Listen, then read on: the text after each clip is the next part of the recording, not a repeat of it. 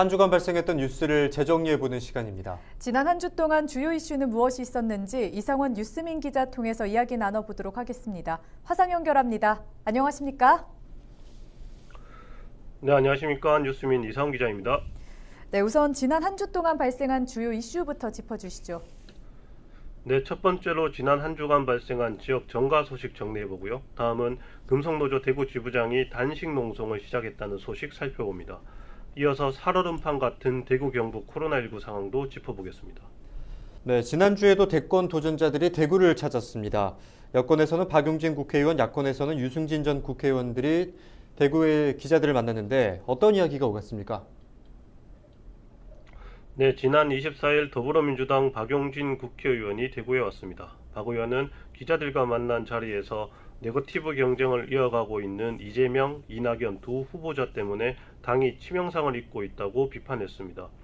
저녁엔 전태일 열사 옛집을 찾아가 민주노총이 전태일의 정신을 잃었다고 지적하기도 했습니다. 국민의힘 대통령 후보 경선에 나선 유승민 전 의원은 지난 26일 공식 출마 선언을 하고 첫 행보를 대구로 했습니다. 박근혜 전 대통령 탄핵 이후 지역에서 이른바 배신 프레임에 갇힌 유 전 의원은 27일 대구에서 기자들과 만나서 한 번도 국민을 배신한 적이 없다며 정면 돌파를 시도했습니다. 네, 또 경북 군위와 의성 등을 지역구로 하는 김희국 의원의 뇌물수수 혐의 재판이 시작됐죠. 네, 쪼개기 후원금을 받은 혐의로 기소된 김희국 국회의원이 지난 25일 열린 자신의 첫 재판에서 혐의를 전면 부인했습니다. 대구지방법원 제11형사부 심리로 열린 김 의원의 정치자금법 위반 및 뇌물수수 혐의 첫 공판에 출석한 김 의원과 그의 전현직 비서관, 다이텍 연구원과 대구 염색산업단지 관리공단 전현직 관계자 등 9명은 모두 검찰 공소 사실을 부인했습니다. 검찰은 김 의원이 공단이 국가사업에 선정되도록 청탁을 받고 그 대가로 공단과 연구원 관계자로부터 980만 원을 쪼개기 후원받았다고 보고 있습니다. 김 의원은 재판이 끝난 후 취재진의 질문에는 답을 하지 않은 채 현장을 떠났습니다. 네, 다음 소식도 짚어보겠습니다. 다음으로 금속노조 대구 지부장이 단식 농성을 시작했다고 하던데 관련 내용도 짚어주시죠.